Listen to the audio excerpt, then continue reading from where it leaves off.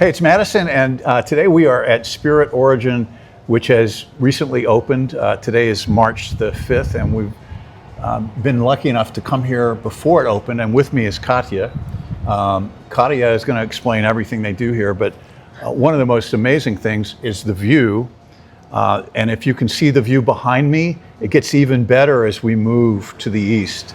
So, Kathya, thanks for coming on. Tell us about Spirit Origin. I first heard about you through the KIMPTON when you were doing their Food and Wine Festival, and you had coffees that you were mixing with alcohol. Yes. Yes. Quite crazy, right? It was very delicious, as a matter of fact.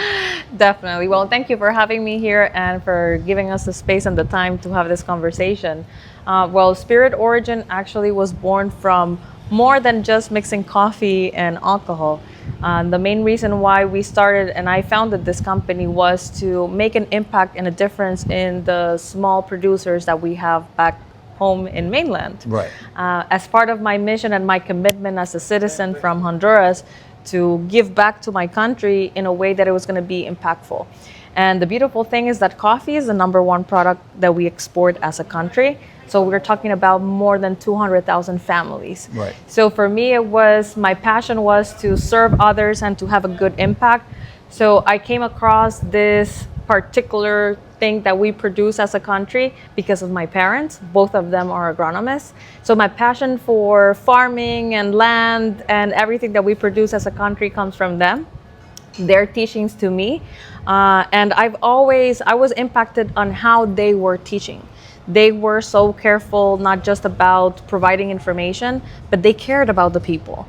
So for me, that was like my #1 lesson, that it did not matter who you were.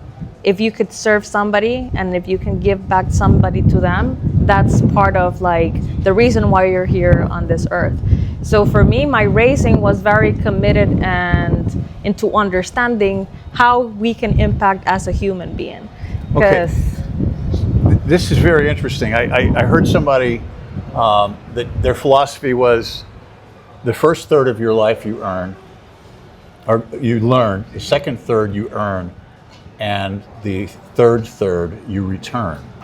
And if people would follow that, it would be a better place because you can make the world better. Unfortunately, some people get stuck in #2. Yeah. And they make a lot of money and nothing ever happens with it. I mean, other than the fact that they end up with big, giant yachts on the water and things like that. Let's talk about coffee in Honduras. I've always been a coffee fan, and I had a friend in San Diego, California, that ran Cafe Calabria, and these were Italian roasts, but Honduras was one of the providers of the coffee, and he really enjoyed talking about coffee. So that was really my first exposure. They had a giant Krups roaster, so the big German roaster that it was. I mean, I think they've gotten smaller these days. Yeah. But this was a giant iron roaster, and he talked about how there's the choice of the beans and so forth, how it's done, how it's delicate, how you've got to stop at just the right time to roast the coffee. But we never got into the agronomist side of it. And when I moved here, I was involved with Montecillo's coffee. I knew about Marcala. Marcala is a great growing region. Yes. It's high altitude. In some places, it's completely in shade. You were the first person that told me about the differences in bean selection. There's #1s, 2s, and 3s. Yes. And the average person drinks 2s and 3s because it's affordable, it's kind of common, it's a commercial grade. There's nothing wrong with it. There's nothing at all wrong with it. But you have they have something here called an omakase. Omakase is a Japanese serving style that presents everything that is absolutely the best that they present. Yes. And typical of the layout, it's something you should definitely experience. So you run that. That's where I really was taken by how you described it. And when I tasted the coffee, it tasted unlike any coffee I've ever had. It was not black, it was not bitter. It tasted like fruit juice, but very hot, like a cider, but without being bitter. And I don't think anybody here on the island has ever, maybe a few, have ever tasted coffee quite like that. So explain what's different about the coffee that you're using as a number one and what that means and how you have it here. Well, that's an amazing question, and the question that we want everybody to ask when we are serving our coffees. What is the major difference, and why does it taste like it tastes? So in the coffee farming process, we have a selection process. As the same way we have to select the things that are higher quality, we focus on that highest quality that we produce as a country. For many years, sadly, in a country, we had a way of thinking that only the best gets exported and the not so good gets basically selected and served for our communities and for people who visit us. And for us, it's how can we transform that vicious cycle of not serving the best coffees that we are very famous for. Honduras, it's recognized as the number 4 and sometimes number 5 best specialty coffee producing country in the world. And it's something that we don't have to take lightly. And for that, and why? Hand-selected product, meaning that cherry gets only picked when it's ready to be picked. So in coffee, you have different colors of ranges of yellow, from green to yellow to red and more intense red. So our coffee producers pick only the rip cherry, going even to the extreme, to even measuring its Brix or sugar level content in every single cherry before picking it up. And this assures that the sweetness and the concentrations of flavors are there, ready for you to actually process the coffee. Afterwards, we have to select the perfect beans, I would call them. Because in the process, you have many defects that you can find in the coffee. And then you have other things that shouldn't be in your coffee when sometimes producers use pesticides, herbicides, and you have other contents and other type of bacteria creating in your coffee. So those for us, we don't touch, we don't serve. And at the end, after we do that process in the farm, it then gets even hand processed again. Meaning by visual, people start selecting only the beans that look the same shape, the same size, and making sure that our selection of beans is as beautiful and as perfect as possible. And what does this transcribe in your cup of coffee? More clear notes or more clear sensorial expression of that coffee, meaning those flavors that you experience in sweetness and clarity and no acidity and a smooth acidity or balance in that coffee. That's what having clean coffee should taste like. And of course, higher quality, we have full shade grown coffee. This allows us to have more enhanced flavors in that cup of coffee. So the difference, it's the quality of the bean. Right. And for us, we pay meticulous attention from the picking in the farm to all the way how we roast our coffee to make sure that the recipe that we're providing to you, it's honoring the work that our farmers are doing. So that's why it tastes different. There's a lot of passion and a lot of dedication and love to bring this cup of coffee that we're serving every day. Well, I mean, you would have to believe in it like this. The space here on the east side of the island. By the way, my radio partner Martina would say this isn't east yet, but it's east to me. It's east of French Almost Harbor. there, but we're in exactly the middle. Yeah. We're in the center. We're the heart. You're right in the center of the island. Yes. It's an amazing space. It's got plenty of light. It's perfect for bringing private parties or events to. But you have a bigger mission to fulfill, in that you employ people here and on the mainland. So you're not just employing a few people, you're providing a livelihood for, I don't know, hundreds of families for sure, right? Yes, I think that till this day we had to make the count, and we are impacting 215 people till this day, between our direct farmers, our vendors for produces, even our Indian chicken, for our Indian chicken gallina soup that we do here. Right. Even from those producers that we have to contact them and bring all those produces from mainland to here, it's beautiful because of what you say. It's not just the people that they see here. Today I was just sharing about it because sometimes people are like, oh, that's an amazing place, and that's because of the owners or because of my barista that's there, but there is so much happening behind the scenes to make our job easier and to make ourselves even more, being more able to connect with the consumer. because there is real people behind, there is real community behind, and there's impact in everything that we're touching, which is the main mission. Right. Let's talk about the history of coffee in Honduras, because your family, you said your mom and dad are agronomists. They've seen some things come and go from trends. I think the first big export product was probably bananas. Bananas. I don't know if you know this, but Roatan was once one of the biggest coconut exporters in this area. And that's, by the way, how one of the shipping companies really got their start, was taking coconuts to Miami and Mobile, Alabama. Wow. Imagine. Shiploads of coconuts. I'm like, how many? It's like, that's a lot of coconuts. Is there a demand for coconuts? But that's gone now. And Roatan's seen a big modulation from the industry of shipping and then shrimping, and to now it's a tourism economy, Yes. which is tourists are looking for experiences. Explain how the omakase came about and why you do it that way, because I've never seen it outside. I lived on Okinawa. I've seen this in Japan. I've never seen it outside of their country. How do you tie that in? Where did you find out about that? So in the process of finding the best way to present our coffees, we've always had the mentality of calling our beans the raw diamond of Honduras. Right. You know, and we said we need to present that raw diamond as a diamond.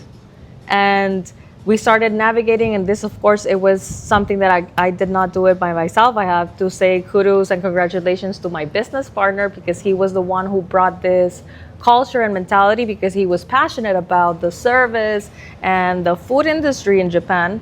So he was like, how can we make this connection of the two things that I like the most? Because those were his two favorite things.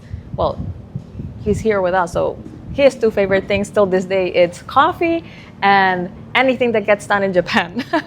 So for him, it was, how can we translate this to coffee? How can we replicate this and present this as part of the experience of coffee? And this is where the conversation started, because we wanted to present in a different way our raw diamonds. Right.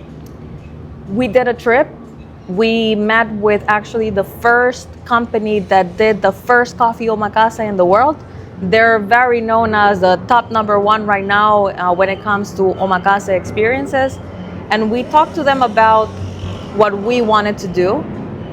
And it started to the conversation because we were sitting down in their table and we watched and we heard how passionate they were about our origin and how much they loved Honduras, even though that they had never visited it, how much they loved the coffee. And I was like, this is something that we need to share with our community. If somebody millions kilometers away from Honduras, it's so passionately talking about our product, how come we cannot feel the same way and present it the same way? So for us, it was almost 2 to 3 years to build up this experience as how we know it, the omakase. But it came from that passion of two things: service, quality of product, and best presentation possible. And we said, this is it. This is what we need to do to present our raw diamonds. That was the route. You know, when I first came here, I knew the coffee was big. I didn't know how big. I heard stories about certain regions where European vendors would come in and they'd buy all the coffee, and nobody's ever tasted it. Yes. And that was very interesting to me, because I'd never heard that.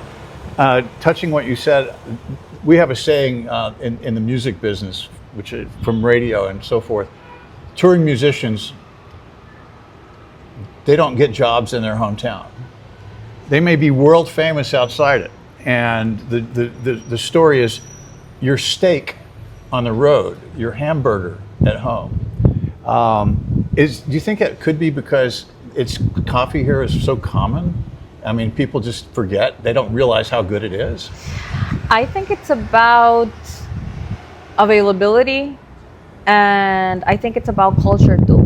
Because if you see, and going back to Japan, what has made them so successful as a country of offering service, it's because they're passionate about what they produce, what they do, and how they do it.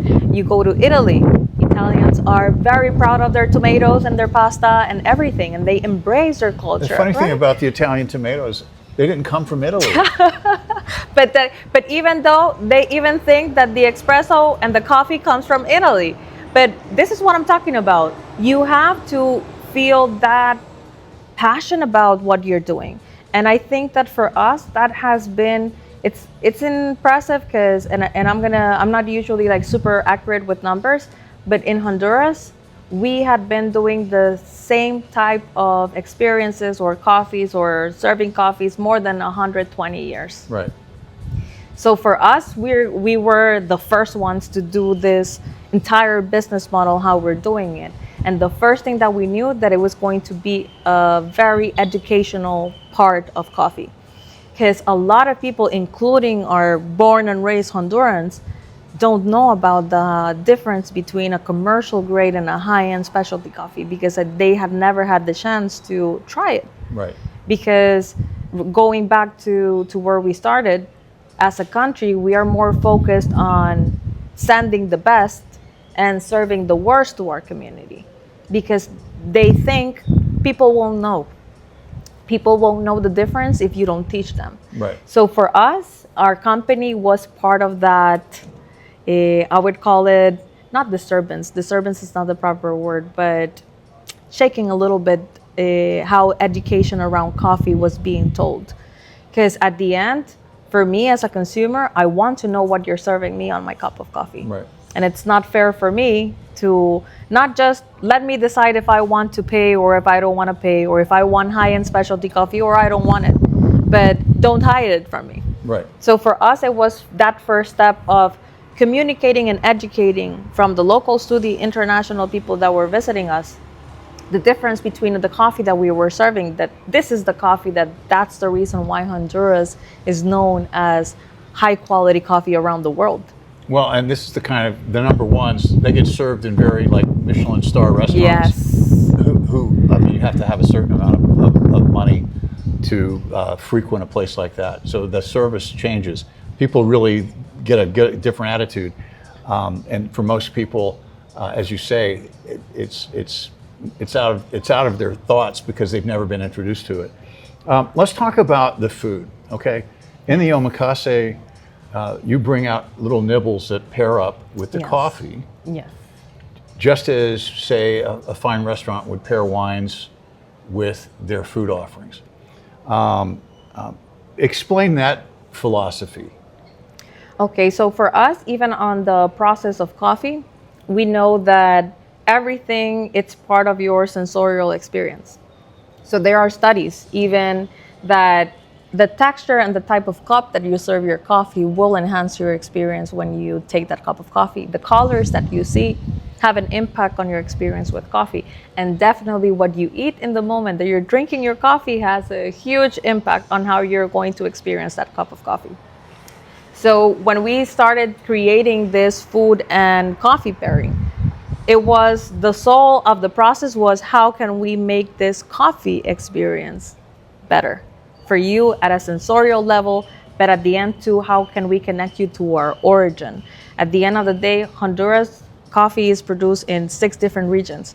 So you kind of like have a different experience from every single one of those places where we bring our coffees to your table. So for us, it was connecting, not just enhancing your experience when you have that sip of the drink and then you have that texture of the food, the flavors, the explosion of sweet and salty, that then you have your cup of coffee and then it's totally different. So it's part of that combination of how can we make this coffee taste better for you in this exact moment. So the restaurant segment, that is a different experience too. Yes. Because folks, so you can see the view behind us. As I said, the rest of the island, you don't get views like this anywhere. And if you go out on the other terrace, you see the other side of the island. So Yes. This is pretty much a 360-degree view that you'd have to climb a radio tower to see. I know that because I've done that. Please don't try it. No, don't try it. Please don't. That enhances the dining experience Yes. too. Because I know at night, having dined in New York, and There used to be a restaurant, and it would go in a circle. You would go up and you'd sit down, and it would take you while you're sitting on a turntable. I don't know how they did it because it was inside a square building. Didn't really matter though, right? And it made things better. I can't say why. Wasn't like it, but the whole experience was better. Yes. I still remember this, right? So this is 35, 40 years ago almost. How does the whole setup bring in the outside, and what kind of food do you have that kind of is you feel your favorites? Oh, wow. Well, that's a very tough question because I love everything from our menu. And definitely yes, because remember, we are humans of senses. Everything that we see, everything that even reminds us of anything from home, it transforms your experience.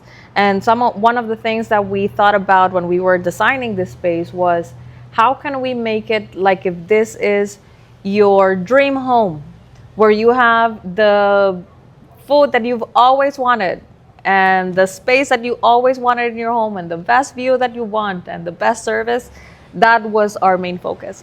We wanted people that when they came in here and just crossing that door made them feel like, wow, this is the place that I really want to be and I want to experience, because that allows them already to be happy, feel safe, feel that they're in a different place, that it doesn't matter how you come during your day, it's going to transform the perspective of your day. And that's the mission, of course, to connect that beautiful view that we have outside, showcase, of course, that we're here in beautiful Roatan.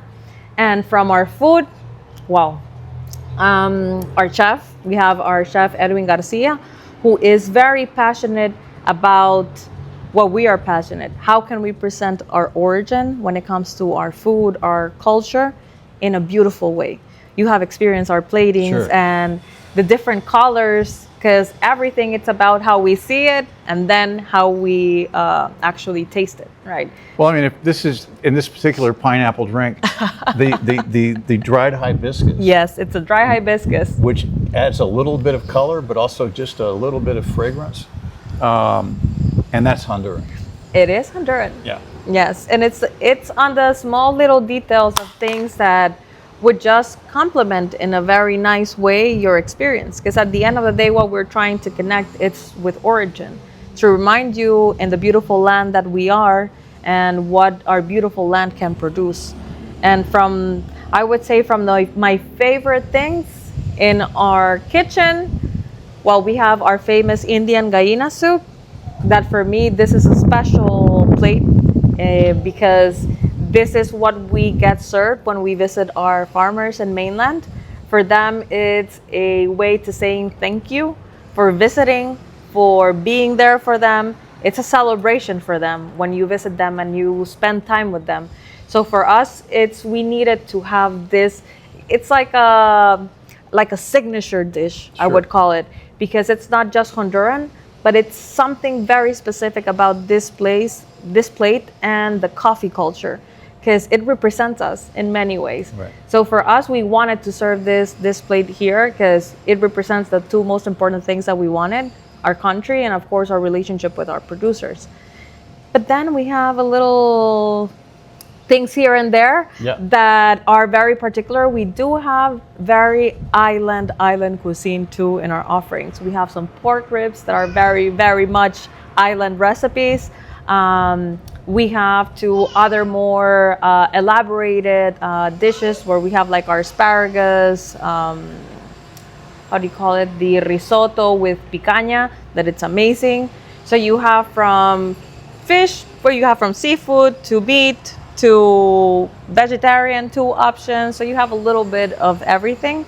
But our main thing to focus has always been, how can we showcase our culture? So you're going to receive a lot of things from the island, and you receive too a lot of plates that are from mainland too. Now, we talked the other day, and we were talking about Sunday brunch. Yes. I think that's a great idea.